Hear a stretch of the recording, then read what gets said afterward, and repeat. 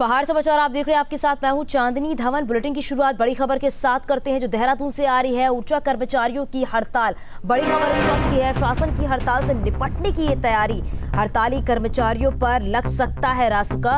अपनी मांगों को लेकर हड़ताल पर है ऊर्जा कर्मचारी। तो बड़ी खबर इस वक्त की है, आपको बता दें, अपनी मांगों को लेकर हड़ताल पर है ऊर्जा कर्मचारी। तो ऊर्जा कर्मचारियों की हड़ताल, शासन की हड़ताल से निपटने की तैयारी है।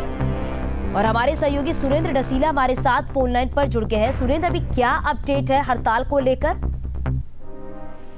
देखिए, आज रात 12 बजे से हड़ताल पे कर्मचारियों ने जाना है। कल मुख्य सचिव के स्तर पर वार्ता हुई जिसमें बहुत सारी चीजों पर अभी फैसला नहीं हो पाया, लेकिन आज मुख्यमंत्री के साथ भी और ऊर्जा मंत्री के साथ कर्मचारियों की बैठक होनी है।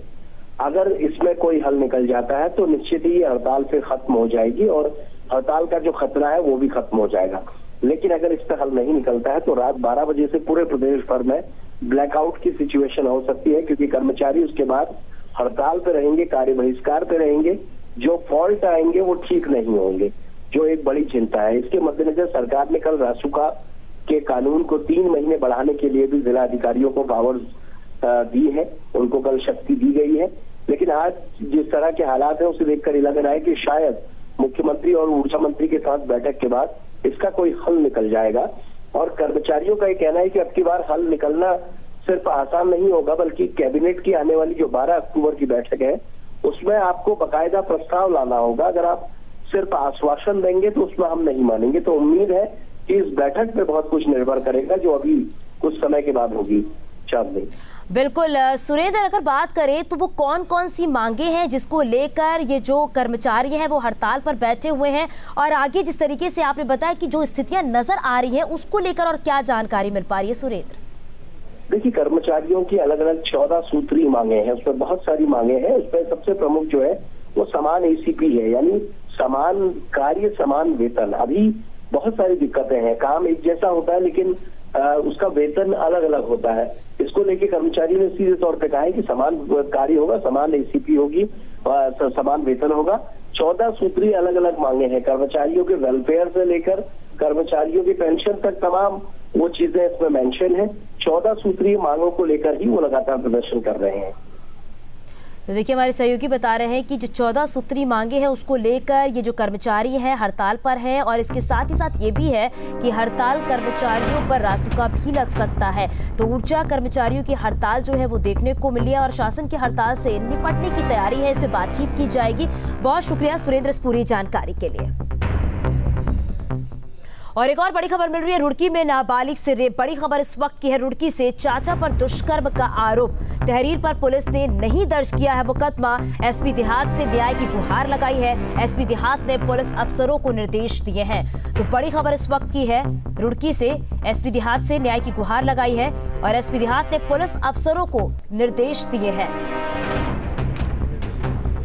तो बड़ी खबर इस वक्त की रुड़की से है, जहां पर नाबालिग से रेप का मामला सामने आया है। चाचा पर दुष्कर्म का ये आरोप लगा है। आगे बढ़ते बात करते हैं, चमोली में अधिकांश इलाकों में मूसलाधार बारिश के कारण ऑपरेशन त्रिशूल रोक दिया गया है।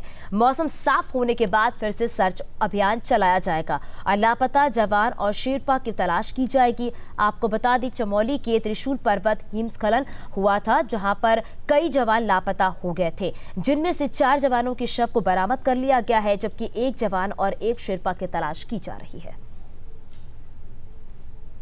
टीम 20 सदस्यों की थी। सारे भारतीय नौसेना के अफसरान और सैनिक नौसैनिक थे। सारे के सारे कुशल माउंटेनियर्स हैं। उसमें से अनफॉर्चुनेटली जो हमारे 5 साथी हैं उनमें से 3 एवरेस्ट भी क्लाइम कर चुके हैं सक्सेसफुली। कोई भी इसमें से नोविस नहीं था। सबने कम से कम 3 से लेकर 4 तक बड़े बड़े एक्सपीडिशन किए और सफलतापूर्वक किए हैं। उत्तराखंड में शहीद हुए प्रतापगढ़ के लाल योगेश त्रिपाठी का पार्थिव शरीर उनके पैतृक गांव पहुंचा। इस दौरान भारी जनसैलाब देखा गया। योगेश की अंतिम यात्रा में सांसद संगम लाल गुप्ता भी शामिल हुए। इस दौरान लोगों की आंखें नम नजर आई। आपको बता दें, हिमस्खलन के चपेट में आने से योगेश शनिवार को शहीद हो गए थे। डीएम ने सीएम की तरफ से परिवार को 50 लाख की सहायता राशि दी।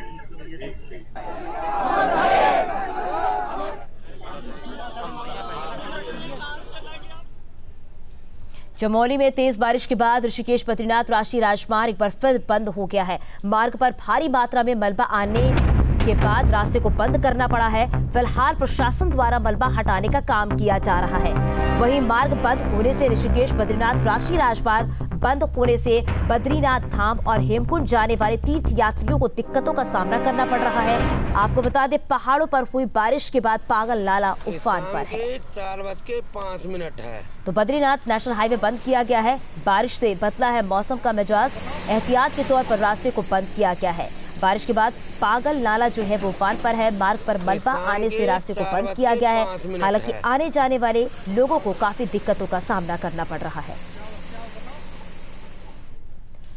देवस्थानम बोर्ड को भंग करने को लेकर एक बार फिर चारधाम तीर्थ पुरोहितों ने आवाज बुलंद की है, जिसको लेकर तीर्थ पुरोहितों ने एक प्रेस वार्ता की है, जिसे भैरव सेना ने अपना सहयोग दिया है। आपको बता दें, पुरोहित लगातार देवस्थानम बोर्ड को भंग करने की मांग कर रहे थे, जिसको लेकर सीएम धामी ने 30 अक्टूबर को बैठक करने की बात कही थी। लेकिन पुरोहित को सरकार की बात पर भरोसा नहीं है और ऐसे में एक बार फिर से महापंचायत की जाएगी।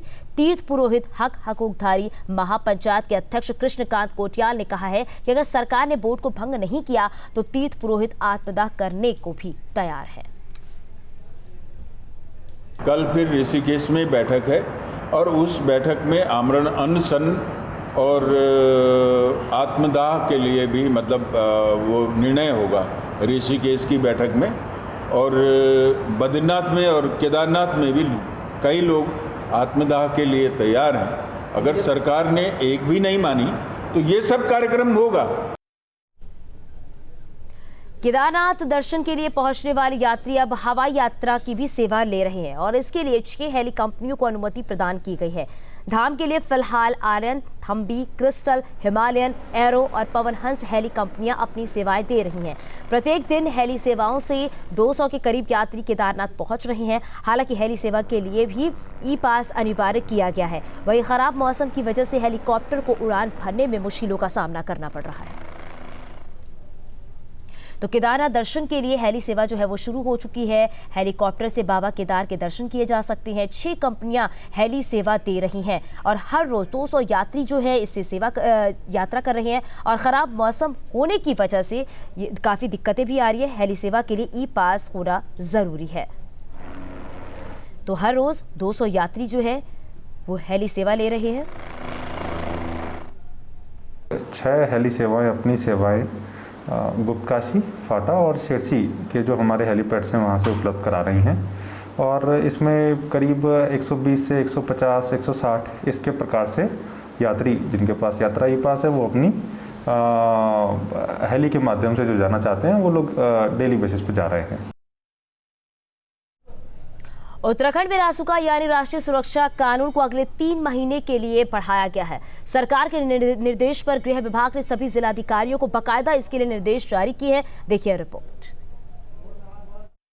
उत्तराखंड में रासुका को 3 महीने के लिए बढ़ाया गया है, यानी राष्ट्रीय सुरक्षा कानून को 3 महीने के लिए 1 अक्टूबर 2021 से 31 दिसंबर 2021 तक के लिए बढ़ा दिया गया है। गृह विभाग के द्वारा जारी आदेश में सभी जिलाधिकारियों को रासुका के लिए सीधे तौर पर निर्देशित किया गया है। हालांकि रासुका सामान्य आदेश है और हर 3 महीने में इसे एक्सटेंड किया जाता है, लेकिन इस बार चुनाव से पहले जिस तरह की परिस्थितियां सामने आ रही हैं उसे देखकर लगता है कि इस बार रासुका को बढ़ाया जाना सामान्य परिस्थिति नहीं लगता है, क्योंकि जिस तरह से आदेश में कहा गया है कि पूर्व में जो घटनाएं हुई हैं और भविष्य में जिस तरह की घटनाएं हो सकती हैं उसके मद्देनज़र सभी मजिस्ट्रेट को अतिरिक्त पावर्स दी गई है। यानी सरकार ने रासुका के लिए सभी जिलाधिकारियों को अतिरिक्त पावर दी है। ऐसे में चुनाव से पहले रासुका को 3 महीने के लिए बढ़ाया जाना कहीं ना कहीं चर्चा का विषय है। विपक्ष का साफ तौर पे कहना है कि सरकार जिस तरह से पहले से ही धर्मांतरण और अन्य मामलों को लेकर लगातार टिप्पणी कर रही है, उसे देखकर ये साफ है कि कहीं ना कहीं उत्तराखंड में प्रेशर किया जा रहा है ताकि इस तरह की घटनाओं पर ध्यान बढ़े। वीडियो जर्नलिस्ट सोनी कुमार के साथ सुरेंद्र डसीला, न्यूज़ स्टेट, देहरादून। कांग्रेस प्रदेश अध्यक्ष गणेश गोदियाल इन दिनों श्रीनगर के दौरे पर है। दरअसल गृह क्षेत्र होने के चलते गणेश गोदियाल जनता के बीच पहुंचने का कोई मौका नहीं छोड़ रहे हैं। गणेश गोदियाल ने श्रीनगर में आलू पार्टी का भी आयोजन किया। कार्यक्रम में लोगों को राठ के मशहूर आलू भी वितरित किए हैं और इस दौरान कांग्रेस प्रदेश अध्यक्ष ने कहा है कि कांग्रेस पार्टी जैविक उत्पादों को बढ़ावा देने के लिए इस तरह के कार्यक्रमों का आयोजन करती रहती है। उन्होंने कहा है कि पहाड़ी क्षेत्रों में जैविक उत्पाद स्वरोजगार का एक बेहतर जरिया बन सकता है।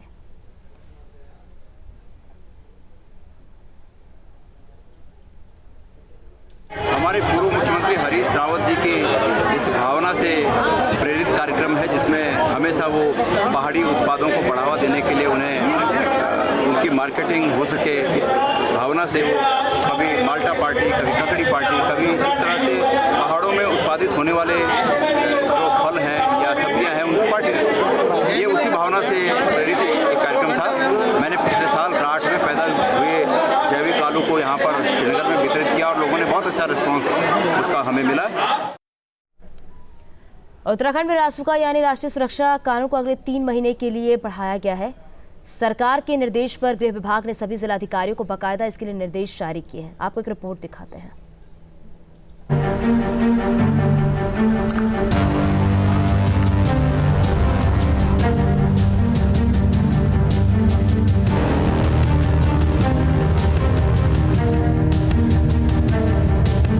चुनाव से पहले उत्तराखंड सरकार अलर्ट पर है। इसका अंदाजा सरकार के नए फैसले ने साबित कर दिया। दरअसल गृह विभाग ने रासुका की मियाद बढ़ा दी है। इसकी समय सीमा अब 1 अक्टूबर से 31 दिसंबर तक की गई है। अपर सचिव गृह रिद्धिम अग्रवाल का कहना है कि रासुका को लेकर किसी तरह के मामले नहीं आए, लेकिन कुछ इनपुट्स के आधार पर इसको लागू किया गया है। देखिए, नेशनल सिक्योरिटी एक्ट के तहत स्टेट गवर्नमेंट को पावर है कि वो डेलीगेट कर सके। ये जो डेलीगेशन है ये सितंबर में हमारी समय सीमा जो है खत्म हो गई थी। उसके पश्चात अक्टूबर से लेकर दिसंबर तक की इस समय सीमा को बढ़ाया गया है और सभी डीएम्स को पावर दी गई है कि वो एनएसए के तहत अपने अपने जुरिसडिक्शन में आवश्यक कार्रवाई कर सकते हैं। राष्ट्रीय सुरक्षा कानून लागू होने के बाद प्रदेश में जिलाधिकारी और मजिस्ट्रेट को विशेष अधिकार मिल गए हैं। सूबे में अचानक इसकी जरूरत पड़ने की वजह फिलहाल साफ नहीं हो पा रही है। लोग तरह तरह का अंदाजा लगा रहे हैं। उत्तराखंड में रासुका को 3 महीने के लिए बढ़ाया गया, यानी राष्ट्रीय सुरक्षा कानून को 3 महीने के लिए 1 अक्टूबर 2021 से 31 दिसंबर 2021 तक के लिए बढ़ा दिया गया है। गृह विभाग के द्वारा जारी आदेश में सभी जिलाधिकारियों को रासुका के लिए सीधे तौर पर निर्देशित किया गया है। हालांकि रासुका सामान्य आदेश है और हर 3 महीने में इसे एक्सटेंड किया जाता है, लेकिन इस बार चुनाव से पहले जिस तरह की परिस्थितियां सामने आ रही हैं उसे देखकर लगता है कि इस बार रासुका को बढ़ाया जाना सामान्य परिस्थिति नहीं लगता है, क्योंकि जिस तरह से आदेश में कहा गया है कि पूर्व में जो घटनाएं हुई हैं और भविष्य में जिस तरह की घटनाएं हो सकती हैं उसके मद्देनज़र सभी मजिस्ट्रेट को अतिरिक्त पावर्स दी गई है। यानी सरकार ने रासुका के लिए सभी जिलाधिकारियों को अतिरिक्त पावर दी है। ऐसे में चुनाव से पहले रासुका को 3 महीने के लिए बढ़ाया जाना कहीं ना कहीं चर्चा का विषय है। विपक्ष का साफ तौर पे कहना है कि सरकार जिस तरह से पहले से ही धर्मांतरण और अन्य मामलों को लेकर लगातार टिप्पणी कर रही है, उसे देखकर ये साफ है कि कहीं ना कहीं उत्तराखंड में प्रेशर किया जा रहा है ताकि इस तरह की घटनाओं पर ध्यान बढ़े। अपर सचिव गृह उत्तराखंड की रिपोर्ट में पिछली कुछ घटनाओं का जिक्र किया गया है और कुछ डेमोग्राफिक चेंज की बात कही गई है। ऐसे में बड़ा सवाल उठ रहा है कि आखिर सूबे में ऐसा क्या हुआ जो सरकार ऐसा कदम उठा रही है। देहरादून से सुरेंद्र डसीला की report, team news state. Uttarakhand से राज्यसभा सांसद और बीजेपी के वरिष्ठ नेता अनिल बलूनी की पहल के बाद उत्तराखंड में जल्द इंटरनेट की स्पीड और तेज नजर आएगी। बीजेपी के राष्ट्रीय मीडिया प्रभारी अनिल बलूनी ने इस मामले पर केंद्रीय मंत्री राजीव चंद्रशेखर से मुलाकात की है। सांसद बलूनी ने बताया है कि इंटरनेट एक्सचेंज सभी जिला स्तर पर लगाए जाएंगे, जिससे उत्तराखंड में इंटरनेट की कनेक्टिविटी और ज्यादा तेज नजर आएगी। तो पहाड़ पर इंटरनेट की स्पीड और तेज होगी। राज्यसभा सांसद अनिल बलूनी ने इसकी कवायद की है, इसको लेकर बातचीत की है। केंद्रीय मंत्री राजीव चंद्रशेखर से मुलाकात की है और इसको लेकर बातचीत की गई। कैसे कनेक्टिविटी को और बढ़ाया जा सकता है, कैसे इंटरनेट स्पीड और फास्ट होगी, इसको लेकर बातचीत की गई है। क्योंकि अक्सर पहाड़ों पर देखा जाता है कि इंटरनेट सेवाएं जो होती हैं उसकी वजह से लोगों को काफ़ी दिक्कतों का सामना करना पड़ता है। लेकिन अब इसको लेकर जो कवायद की गई है, अब इसे समझा जा सकता है कि अब पहाड़ पर इंटरनेट स्पीड जो है वो फास्ट होगी। और आगे भी खबरें जारी है, यहाँ रुकेंगे छोटे से ब्रेक के लिए। और ब्रेक के बाद बात करते हैं उत्तराखंड में अपराधियों पर स्पेशल टास्क फोर्स का शिकंजा कसता जा रहा है और इस कड़ी में अल्मोड़ा जिला कारागार में सर्च ऑपरेशन चलाया गया और कलीम नाम के शातिर से पूछताछ की गई। पुलिस ने बताया कलीम जेल के अंदर बैठकर व्हाट्सएप के जरिए आपराधिक गतिविधियों को अंजाम दे रहा था और हरिद्वार के एक व्यापारी पर हमला कराने की साजिश रच रहा था। हालांकि हरिद्वार में पुलिस ने दोनों अपराधियों को गिरफ्तार कर लिया है और कब्जे से अवैध हथियार बरामद किए गए हैं। एक और मुलजिम हरिद्वार से अरेस्ट हुआ है और ये जो मास्टरमाइंड है, जो अब्दुल कलीम, ये खुद मंगलोर का रहने वाला है और आजीवन कारावास से सजा याफ्ता है, किंतु ये जेल बदलता रहता है और ये इस तरह के फिर से वहाँ से एक्सटॉर्शन का प्रयास करता रहता है। रुड़की में एक समुदाय के प्रार्थना स्थल पर हुए हमले में नया मोड़ आ गया है। कुछ महिलाओं ने पुलिस को तहरीर देकर बताया है कि रविवार के दिन उनको प्रार्थना स्थल में बुलाया गया था और 2-2 लाख रुपए का लालच देकर धर्म परिवर्तन करने के लिए कहा गया था। महिलाओं के लिए कहा है कि धर्म परिवर्तन करने पर नौकरी देने और फ्री में बच्चों को स्कूल में पढ़ाने का भी लालच दिया गया, लेकिन धर्म परिवर्तन का विरोध करने पर उनके साथ गाली गलौज और मारपीट की गई। साथ ही आरोपियों ने उनके गहने भी लूट लिए हैं। पुलिस ने मामले में 10 नामजद और 250 अज्ञात लोगों के खिलाफ मुकदमा दर्ज किया है। उन्होंने बोला कि आप हमारे उसमें जुड़ जाओ धर्म में और हम आपको अच्छी नौकरी भी दिलाएंगे, अच्छा काम दिलाएंगे और आपको हम पैसा भी 2 लाख का लालच दे रहे थे कल वो मेरे को। फिर उन्होंने बोला कि आप हमारा धर्म यूज कर लो। जब हमने मैंने करी ना उनका धर्म यूज करने के, तब उन्होंने हमारे पास हत्तापाई की, मार पिटाई करी, तब हम वहाँ से भागे। अल्मोड़ा के रिहायशी इलाकों में जंगली जानवरों का आतंक जमकर देखने को मिल रहा है। पर्यटक स्थल कासार देवी के पास मुख्य बाजार में एक गुलदार देखा गया है, जिसका वीडियो सोशल मीडिया पर वायरल हो रहा है। जानवर की दस्तक के बाद से इलाके में दहशत का माहौल है। लोगों का कहना है कि गुलदार कई मवेशियों को अपना निवाला बना चुका है। वन विभाग से पिंजरा लगाने की मांग की गई है।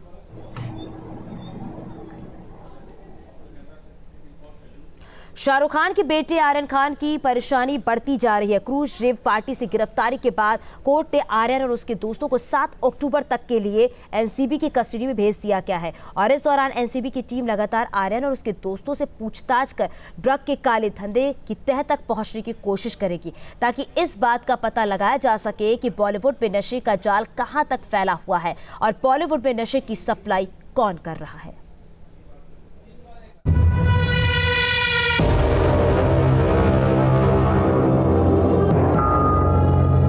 न तो वकीलों की कोई दलील काम आई और न ही आंख से बहते आंसू। कोर्ट ने एनसीबी की मांग पर बॉलीवुड के बादशाह खान के लाडले आर्यन खान और उसके दोस्तों अरबाज मर्चेंट और मुनमुन धमोचा को 7 अक्टूबर तक एनसीबी की कस्टडी में ही रखने का फैसला सुनाया। यानी अब लगातार 3 दिन तक शाहरुख खान के शहजादे को अपने दोस्तों के साथ एनसीबी के सवालों का सामना करना पड़ेगा। शाहरुख खान के बेटे आर्यन खान और पकड़े गए सभी आरोपियों को 7 अक्टूबर तक के लिए एनसीबी की रिमांड में भेज दिया गया है। एनसीबी की तरफ से कुछ ऐसी दलीलें कोर्ट के सामने रखी गई और कहा गया कि इनके रिमांड की सख्त ज़रूरत है। इनका रिमांड मिलने के बाद ड्रग सप्लाई चेन से जुड़े दूसरे कनेक्शन भी सामने आ सकते हैं। यही वजह है कि कोर्ट ने इन दलीलों को समझा और आर्यन खान के पक्ष में जो भी वकीलों ने कहा उन सब दलीलों को सिरे से नकारते हुए आर्यन खान और उनके साथ जो दूसरे लोग गिरफ्तार हुए हैं उन्हें कोर्ट ने 7 अक्टूबर तक के लिए पुलिस एनसीबी की रिमांड में भेज दिया है। यानी कहीं ना कहीं आर्यन खान और शाहरुख खान के परिवार के लिए मुसीबत भरा ये समय होगा, क्योंकि आने वाले 3 दिन 3 रात आर्यन खान, अरबाज खान और मुनमुन को एनसीबी की कस्टडी में रहना होगा। इन 3 दिनों में एनसीबी इस बात का पता लगाने की कोशिश करेगी कि आर्यन अपने दोस्तों के साथ सिर्फ पार्टी ही कर रहे थे या फिर क्रूज पर इकट्ठा हुआ था पूरा ड्रग सिंडिकेट। एनसीबी इस बात का भी पता लगाएगी कि आर्यन समेत गिरफ्तार किए गए सभी लोग सिर्फ कंज्यूमर थे या फिर ड्रग के कारोबारी थे। पूछताछ के जरिए यह भी पता लगाया जाएगा कि बॉलीवुड में नशे का नेटवर्क कहां तक फैला है।